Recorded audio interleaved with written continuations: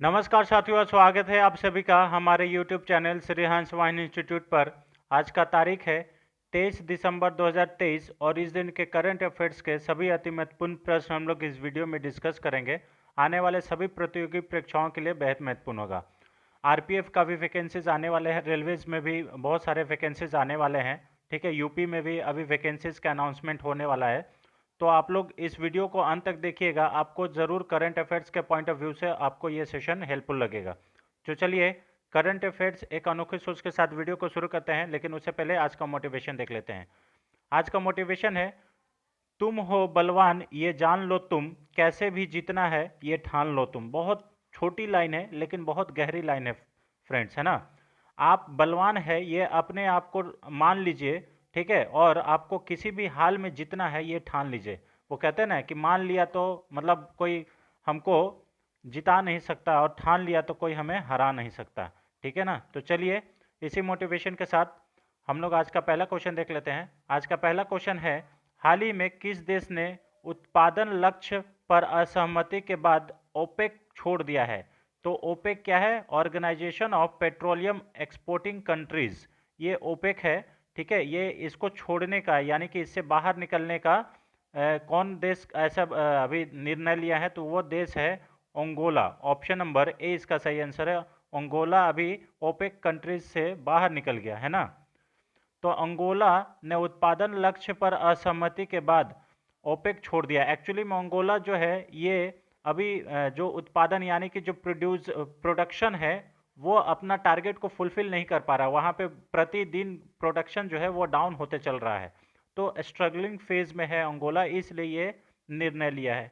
Africa के दूसरे सबसे बड़े तेल उत्पादक अंगोला ने कहा कि वो अपने उत्पादन लक्ष्य पर असहमति के बाद ओपेक छोड़ रहा है, जो कि सऊदी अरब की अध्यक्षता वाले तेल कंट्रोल कंट्रोल को ये बहुत बड़ा झटका है ना, क्योंकि अभी अभी ओपेक का अध्यक्षता सऊदी अरब के पास है। ठीक है ना, ये याद कर लीजिएगा। यह निर्णय एक कैबिनेट के द्वारा इनके जो राष्ट्रपति है, राष्ट्रपति अंगोला के राष्ट्रपति का नाम क्या है? जुआओ लोरेंको, ये याद कर लीजिएगा, जुआओ लोरेंको। ये इन्होंने अभी ये बात कही। ठीक है ना। अंगोला 2007 में ओपेक में शामिल हुआ था, लेकिन वो हाल ही में अपने जो उत्पादन में कटौती हो रहा है उसके कारण ये बहुत ही प्रयासों से सऊदी अरब के साथ एक टकराव भी हुआ इसके बीच। ठीक है, लेकिन ये अपने कोशिश करने के बाद भी उस प्रोडक्शन लाइन को अचीव नहीं कर पा रहा है, इसलिए वो इन्होंने क्विट करने का सोचा है, निर्णय लिया। ठीक है ना। अंगोला जून में ओपेक बैठक से बाहर चला गया था, लेकिन अंततः नाइजीरिया और कॉन्गो गणराज्य के साथ अपने उत्पादन बेसलाइन की समीक्षा एक स्वतंत्र तीसरे पक्ष के द्वारा कराने में सहमत हुआ था कि ठीक है, जो भी हमारे बीच इशू आ रहे हैं प्रोडक्शन को लेके उसको आप मतलब थर्ड पार्टी से नहीं होता कि दो लोग झगड़ रहे हैं तो तीसरा आके सलाह मशवरा करा लेंगे, तो उस टाइप से हुआ था, लेकिन फिर भी वो बात नहीं बनी। अंगोला लगभग एक दशक से गिरते उत्पादन में सुधार के लिए संघर्ष कर रहा है, यानी कि उसका जो एक दशक पिछले 10 साल से उसका जो प्रोडक्शन है वो लगातार गिरते जा रहा है और उसी के लिए वो स्ट्रगलिंग फेज में है। इसलिए ये फिर बाद में ये निर्णय लिया गया। अब ओपेक के बारे में बात करें तो ये पेट्रोलियम निर्णायक देशों का एक अंतर्राष्ट्रीय संगठन है। ठीक है ना। इसकी स्थापना 14 सितंबर 1960 को किया गया था और इसकी जो हेडक्वार्टर है वो बगदाद में है। इसका मुख्यालय बगदाद में इसका स्थापना किया गया था और इसका जो मुख्यालय है वो वियना ऑस्ट्रिया में है, ये याद कर लीजिएगा। इसके 13 सदस्य हैं जो वैश्विक तेल उत्पादन के 30% जिम्मेदारी रखते हैं, यानी कि हिस्सा रखते हैं। वैश्विक यानी कि वर्ल्ड का जो प्रोडक्शन तेल प्रोड्यूसिंग कंट्रीज है उसका 30%, मतलब पूरा देश का 30% इन लोग ये 13 देशों के पास है ना। तो इसे याद कर लीजिएगा, ये इंपॉर्टेंट है। ओपेक का स्थापना 14 सितंबर 1960 को बगदाद में हुआ था, लेकिन इसका मुख्यालय वियना ऑस्ट्रिया में है। ठीक है ना, ये याद कर लीजिएगा। चलिए क्वेश्चन नंबर 2 पे आते हैं। हाल ही में चेन्नई ग्रैंड मास्टर 2023 का खिताब किसने जीता? तो ये डी गुकेश ने जीता। ऑप्शन नंबर ए इसका सही आंसर है। ठीक है, डोमा राजू गुकेश, डी गुकेश इनका पूरा नाम है। ठीक है ना। और ये डी गुकेश जो है ये चेन्नई ग्रैंड मास्टर 2023 का खिताब जीता और किनको हराकर? तो ये पेंटाला हरि कृष्णन के साथ हराया नहीं है, ड्रॉ मैच हो गया है, लेकिन ये इन्हीं के साथ ड्रॉ मैच करके ये जीते हैं। ठीक है। अर्जुन एरिगैसी ने चेन्नई ग्रैंड मास्टर्स 2023 में दूसरे स्थान पर रहे। यानी कि अर्जुन एरिगैसी और पेंटोला हरिकृष्णन जो है ये 4 अंक के साथ टूर्नामेंट के तीसरे स्थान पर हैं। अर्जुन और डी गुकेश 7 में से 4.5 अंक हासिल किए। ठीक है, डी गुकेश ने ये खिताब जीतकर फीडे सर्किट में बढ़त बना ली है। अगर वह 1 जनवरी 2024 तक बढ़त बनाए रखते हैं तो वो कैंडिडेट्स टूर्नामेंट 2024 के लिए क्वालिफाई कर सकते हैं। इससे पहले आर प्रज्ञानंद ने बाकू में आयोजित फीडे विश्व कप 2023 में दूसरे स्थान पर रहकर कैंडिडेट्स के लिए क्वालिफाई किया था। ठीक है, आर प्रज्ञानंद। ठीक है, 2024 में कैंडिडेट्स टूर्नामेंट 2024 विश्व शतरंज चैंपियनशिप के लिए चुनौतीपूर्ण का निर्धारण करने के लिए आयोजित किया जाएगा। ठीक है, तो कैंडिडेट्स टूर्नामेंट जो है ये कब होगा? 2024 में होगा, वर्ल्ड चेस चैंपियनशिप। ठीक है ना, ये याद कर लीजिएगा। अब क्वेश्चन नंबर 3 पे आते हैं। हाल ही में भारतीय कुश्ती महासंघ के नए अध्यक्ष के रूप में किसे चुना गया है? तो भारतीय कुश्ती महासंघ यानी कि रेसलिंग फेडरेशन ऑफ इंडिया के नए अध्यक्ष बने हैं और ये चुनाव जीत के आए हैं संजय सिंह। ऑप्शन नंबर 20 का सही आंसर है। आपको मालूम होगा कि ब्रिजभूषण पर बहुत सारे इल्ज़ाम लगे थे और उनको अपना पद से इस्तीफा देना पड़ा था। ठीक है, तो वही जगह खाली हुआ था तो इलेक्शन हुआ तो संजय सिंह जो है वो जीत के आए हैं। हाल ही में संजय सिंह ने भारतीय कुश्ती महासंघ के नए अध्यक्ष के रूप में जीता है चुनाव। उन्हें नया अध्यक्ष चुना गया है। वो चुनाव में 40 वोट प्राप्त किए हैं। वे राष्ट्रमंडल खेलों के स्वर्ण पदक विजेता पहलवान अनीता श्रवण को 7 वोट मिले। ठीक है, इनके जो विपक्ष में खड़ी थी अनीता श्रवण, उनको मात्र 7 वोट मिले। और ये जो है जो नए अध्यक्ष बने हैं, ठीक है, संजय सिंह, ये उत्तर प्रदेश के कुश्ती संघ के उपाध्यक्ष भी हैं। ठीक है, उन्होंने पहले ये जो कुश्ती चैंपियंस का जो महासंघ है, भारतीय कुश्ती महासंघ, इसके कार्यकारी परिषद में कार्य किया था। वह 2019 में इसके सचिव भी हैं। ठीक है ना, 2019 से ये इसके सचिव भी हैं, तो अभी ये विजेता बन गए। ये WFI प्रमुख के रूप में विवादास्पद ब्रिजभूषण सिंह का स्थान लेंगे। इनके जगह पर कुछ पहलवानों द्वारा ब्रिजभूषण शरण पर आरोप लगाने के बाद उन्हें पद से इस्तीफा देने के लिए मजबूर किया गया था। ये आप लोग सभी लोग जानते हैं। और अभी अच्छा, भारतीय कुश्ती महासंघ में भारत कुश्ती की एक शासी निकाय है। इसका मुख्यालय नई दिल्ली में है। आपको मालूम होगा कि ब्रिजभूषण पर इसके वजह से ही अभी साक्षी मलिक जो है वो रिजाइन भी कर दी है, मतलब कुश्ती जो है वो छोड़ दी है। ठीक है, आगे हम लोग क्वेश्चंस में डील करेंगे। क्वेश्चन नंबर 4 पे आते हैं। हाल ही में टैगोर साहित्यिक पुरस्कार 2023 किसने जीता? तो who have won the Tagore literature prize 2023? तो ये जीतने वाले कौन है? Sukrita Paul Kumar. Option number A इसका सही आंसर है, सुकृता पॉल कुमार। ठीक है, सुकृता पॉल कुमार अपनी पुस्तक salt and paper selected poems, ये पुस्तक का नाम है salt and paper selected papers के लिए रविन्द्रनाथ टैगोर साहित्यिक पुरस्कार का 6ठा संस्करण यानी कि 6 एडिशन जीते हैं। ठीक है ना, 18 दिसंबर को पुरस्कार समारोह में उन्हें साहित्य में योगदान के लिए $5000 और एक टैगोर प्रतिमा और एक प्रमाण पत्र भी दिए गया है। ठीक है, यह पुरस्कार 2018 में अमेरिका स्थित प्रकाशक पीटर बुंडोलो द्वारा शुरू किया गया था। यह पुरस्कार विश्व शांति, साहित्य, कला, शिक्षा और मानवाधिकारों के लिए एक मंच देता है और इसी के लिए ये दिया भी जाता है। ठीक है, अगर आपसे ये पूछ ले कि कितने कैटेगरी में दिया जाता है तो देखिए, विश्व शांति यानी कि पीस प्राइज साहित्य लिटरेचर के लिए, कला के लिए, ठीक है, शिक्षा के लिए और मानवाधिकार के लिए, है ना। तो ये थोड़ा सा कैटेगरी भी याद करना जरूरी है। ये सामाजिक उपलब्धि पुरस्कार के समय साथ मानवाधिकारों और विश्व शांति की दिशा में भी किए गए कार्यों के लिए भी देता है। ठीक है, चलिए अब हम लोग यहाँ पे नेक्स्ट पे क्वेश्चन पे बढ़ते हैं। Question number 5। हाल ही में ग्लोबल प्रोफेशनल अकाउंटेंट्स कन्वेंशन ये किस शहर में आयोजित किया गया था? तो अभी global professional accountants convention Gandhinagar में आयोजित किया गया था। ऑप्शन नंबर ए इसका सही आंसर है। और यहीं पे ICAI यानी कि institute of chartered accountant of India यानी कि CA का जो एक अथॉरिटी बॉडी है, उसका एक लोगो भी यहाँ पे अनावरण किया गया और लोगो जो है उपराष्ट्रपति जगदीप धनखड़ जी के द्वारा यहाँ पे इसका अनावरण किया गया, लॉन्च किया गया। नए लोगों का अनावरण हाल ही में गांधीनगर में आयोजित ये ग्लोबल प्रोफेशनल अकाउंटेंट्स कॉन्वेंशन में किया गया। ये सफ़ेद पृष्ठभूमि पर तिरंगे के टिक मार्क के साथ नीले रंग में CA अक्षरों से बना है। ठीक है, नीला रंग नवीनतम, रचनात्मक, ज्ञान, विश्वास, अखंडता, स्थिरता, सच्चाई और गहराई को दर्शाता है। ठीक है, तो इसमें सारे चीज़ ये दिया हुआ है। लोगों में इंडिया जोड़ा गया है, जो इंडिया फर्स्ट दृष्टिकोण के प्रति इस संस्थान की प्रतिबद्धता भी दिखाता है। ठीक है, तो ये याद कर लीजिएगा, लोगों में इंडिया को भी ऐड किया गया है। चलिए अब हम लोग नेक्स्ट क्वेश्चन पे चलते हैं। Question number 6, India skills report के अनुसार कौन सा राज्य 2024 में भारत में काम करने के लिए सबसे पसंदीदा राज्य के रूप में उभरा है? तो भारत में सबसे पसंदीदा राज्य काम करने के लिए है, यानी कि ईज ऑफ डूइंग बिजनेस में, या फिर emerging as a preferred state for work. ठीक है, ये कौन सा राज्य है? तो ये राज्य है केरल। ऑप्शन नंबर बी इसका सही आंसर है, केरल, है ना।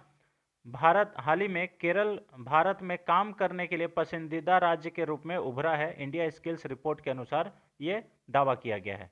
ठीक है, केरल भारत में काम करने के लिए सबसे पसंदीदा राज्य है। कोची और तिरुवनंतपुरम देश में युवाओं के लिए प्रमुख रोजगार गंतव्य के रूप में उभरे हैं। आप लोग कई बार सुने भी होंगे कि कहाँ सब जा रहे हैं, तो केरल जा रहे हैं ना, और तिरुवनंतपुरम। ठीक है, इस रिपोर्ट के मुताबिक शहरी क्षेत्र में पुरुष और महिलाओं दोनों ही अपनी उम्र की परवाह किए बिना काम करना पसंद करते हैं।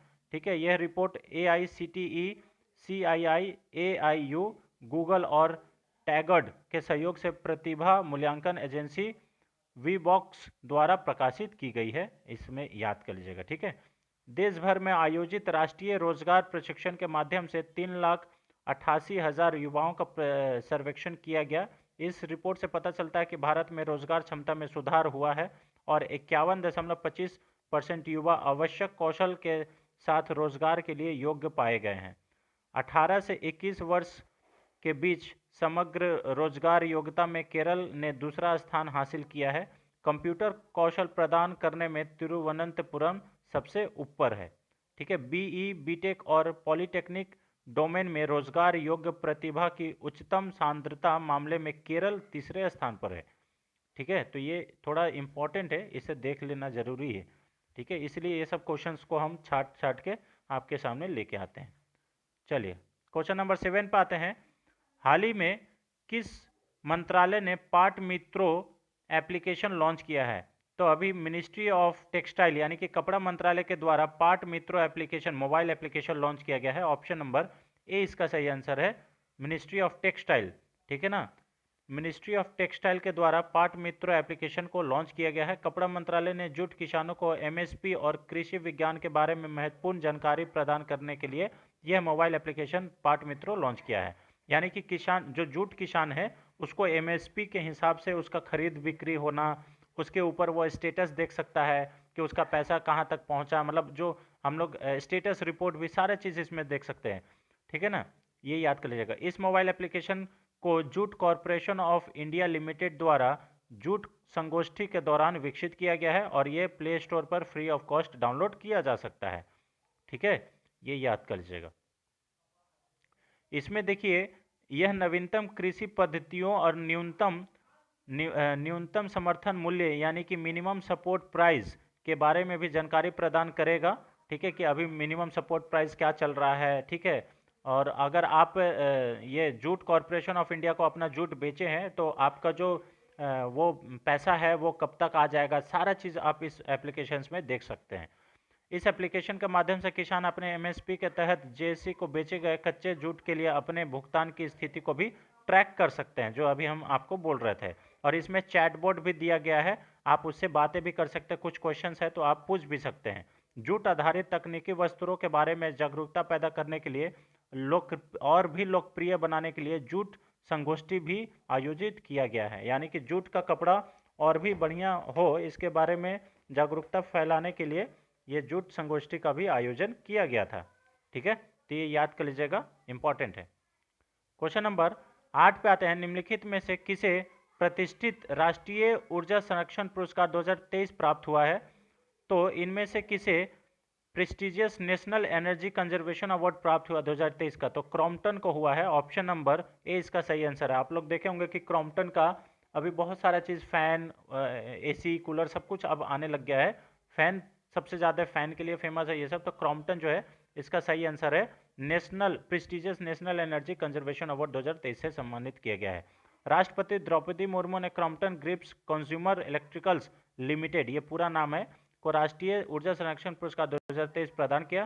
क्रॉम्पटन को यह उपलब्धि उसके स्टोरेज वाटर हीटर के लिए वर्ष 2023 के सबसे अधिक ऊर्जा कुशल उपकरण की श्रेणी में प्राप्त हुआ है। क्रॉम्पटन ने स्टोरेज वाटर हीटर की एक प्रभावशाली श्रृंखला पेश की है जिसने प्रौद्योगिकी में नए मानव स्थापित किए हैं। यह पुरस्कार कुशल ऊर्जा नवाचारों के प्रति क्रॉम्पटन की प्रतिबद्धता को दर्शाता है। तो क्रॉम्पटन इंडिया को जो है, Crompton Greaves consumer electricals limited को अभी राष्ट्रीय ऊर्जा संरक्षण पुरस्कार 2023 प्राप्त हुआ है, ये याद कर लीजिएगा। ठीक है, चलिए। यह पुरस्कार समारोह नई दिल्ली के विज्ञान भवन में आयोजित किया गया था। ठीक है ना। और Crompton Greaves consumer electricals limited, जिसे क्रॉम्पटन के नाम से भी जाना जाता है, ये मुंबई में स्थित एक भारतीय विद्युत उपकरण कंपनी है, यानी कि ये इलेक्ट्रिकल अप्लायंसेस बनाता है। ठीक है ना, इलेक्ट्रिकल इक्विपमेंट्स बनाता है और इसका मुख्यालय कहाँ पे है? मुंबई में है। ठीक है, ये याद कर लीजिएगा। चलिए क्वेश्चन नंबर 9 पे आते हैं। हाल ही में किस ओलंपिक खिलाड़ी ने 21 दिसंबर को नई दिल्ली में कुश्ती से संन्यास लेने की घोषणा की है? तो none other than Sakshi Malik. अभी हम आपसे बात कर रहे थे, ये जो है साक्षी मलिक एक रेसलर है। अभी ये अपना रिटायरमेंट की ये की है, अनाउंसमेंट की है। और क्यों अनाउंसमेंट की है आप लोग सभी लोग जानते हैं, just because of Brijbhushan Singh, है ना। और ये ओलंपिक कांस्य पदक विजेता साक्षी मलिक ने 21 दिसंबर को नई दिल्ली में कुश्ती से संन्यास की घोषणा की है। आपको मालूम होगा कि बजरंग पुनिया भी अपना जो प्राइज थे, जो नेशनल अवार्ड उनको मिला था, वो भी राष्ट्रपति भवन के रोड पे ही रख के आ गए हैं। ठीक है, प्रधानमंत्री के जो पीएमओ ऑफिस है वहाँ पे रख के आ गए हैं। साक्षी मलिक ने आखिरी बार 2022 में बर्मिंघम में कॉमनवेल्थ गेम्स में हिस्सा लिया था और यहाँ पे कांस्य पदक जीते थे। भारतीय पहलवान ने महिलाओं के 62 किलोग्राम वर्ग में स्वर्ण पदक जीता, लेकिन उसके बाद उन्होंने अंतर्राष्ट्रीय प्रतियोगिता में भाग ही नहीं लिया। साक्षी का जन्म 3 दिसंबर 1992 को हरियाणा के रोहतास में हुआ है, ये याद कर लीजिएगा। महज 17 साल की उम्र में उन्होंने 2009 एशियाई जूनियर कुश्ती विश्व चैंपियनशिप में 59 किलोग्राम फ्री स्टाइल में रजत पदक जीता। इसके बाद 2010 में जूनियर चैंपियनशिप में कांस्य पदक जीता। उन्हें 2013 राष्ट्रमंडल चैंपियनशिप में भी कांस्य पदक जीता। साक्षी मलिक ने अपना पहला राष्ट्रमंडल खेल 2013 में स्लागो में खेला और 58 किलोग्राम फाइनल में रजत पदक जीता। साक्षी मलिक ने सीनियर एशियाई चैंपियनशिप में 6 पदक जीते, 3 रजत और 3 कांस्य पदक। तो ये सब कुछ उपलब्धियां हैं जो कि इनसे रिलेटेड पूछी जा सकती है। ठीक है, ये याद कर लीजिएगा। क्वेश्चन नंबर 10 पे आते हैं। हाल ही में भारत सरकार ने 10 मिलियन अमेरिकी डॉलर का ऋण प्राप्त करने के लिए किस बैंक के साथ एमओयू पर हस्ताक्षर किया है? तो ये एडीबी, ये एशियन डेवलपमेंट बैंक के साथ भारत ने 100 मिलियन अमेरिकी डॉलर लोन प्राप्त करने के लिए एमओयू पर हस्ताक्षर किया। ऑप्शन नंबर सी इसका सही आंसर है। एशियन डेवलपमेंट बैंक, है ना, एशियन डेवलपमेंट बैंक इसका पूरा नाम है। ठीक है ना, एशियन डेवलपमेंट बैंक। ठीक है, इसके साथ अभी भारत का टाई अप हुआ है 100 मिलियन अमेरिकी डॉलर ऋण प्राप्त करने के लिए। ऋण का उद्देश्य है त्रिपुरा में शहरी सेवाओं और पर्यटन सुविधाओं को सुधार करना। वित्त मंत्री के अनुसार परियोजना 42 किलोमीटर नई वितरण और ट्रांसमिशन पाइपलाइन स्थापित करने के लिए और शहरी जल आपूर्ति प्रणालियों में सुधार करने के लिए ये एमओयू किया गया है। यह नए 4 साल उपचार संयंत्र स्थापित करके शहरी जल आपूर्ति प्रणालियों को भी उन्नत करेगा। इसे 21 किलोमीटर शहरी सड़क में भी सुधार किया जाएगा। अब एशियन डेवलपमेंट बैंक के बारे में बात करें तो यह एक क्षेत्रीय विकास बैंक है जिसकी स्थापना 1966 में की गई थी और इसमें 68 देश सदस्य देश हैं। इसका मुख्यालय मनीला फिलीपींस में है और वर्तमान में आशाकाबा मासात्सुगु आशाकाबा इसके प्रेसिडेंट है। ये याद कर लीजिएगा, ठीक है। तो ये इम्पोर्टेंट रहा, ये इम्पोर्टेंट पॉइंट ऑफ व्यू से एडीबी इसे याद कर लीजिएगा। 1966 मुख्यालय मनीला फिलीपींस और वर्तमान में मात्सुगु आसाकावा यहाँ इसके प्रेसिडेंट हैं, ठीक है। चलिए, तो ये रहा फ्रेंड्स आज का 10 अति महत्वपूर्ण प्रश्न जो कि आने वाली सभी प्रतियोगी परीक्षाओं के लिए बेहद महत्वपूर्ण होगा। अगर आपको वीडियो पसंद आता है तो वीडियो को लाइक करें, ज़्यादा से ज़्यादा शेयर करें। Thanks for watching friends, thank you so much. मिलते हैं नेक्स्ट वीडियो में, तब तक के लिए जय Hind, thank you so much.